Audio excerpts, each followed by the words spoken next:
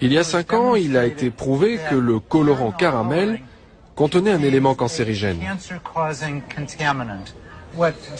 Ce que les fabricants de ce colorant font, c'est qu'ils prennent du sucre, y ajoutent de l'ammoniac, puis des acides, et mélangent le tout à haute pression.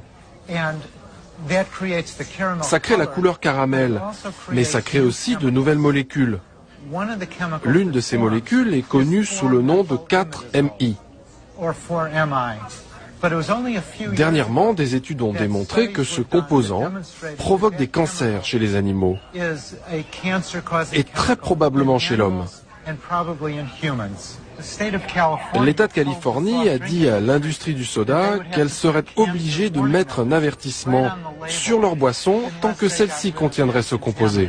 Ça causerait quoi comme cancer, ce colorant caramel? A priori, cela provoquerait la leucémie.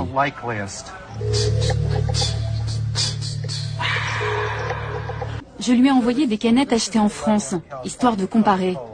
Car j'ai appris que la recette varie en fonction des pays.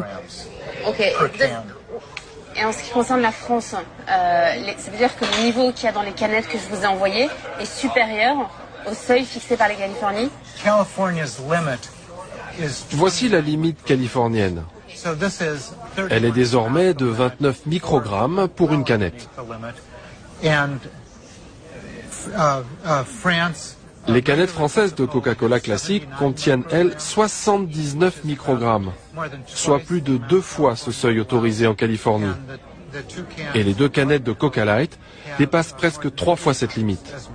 Donc, si par exemple ma canette française qui contient 79 microgrammes de MI4, je l'avais achetée en Californie, qu'est-ce qu'il y aurait écrit sur la canette?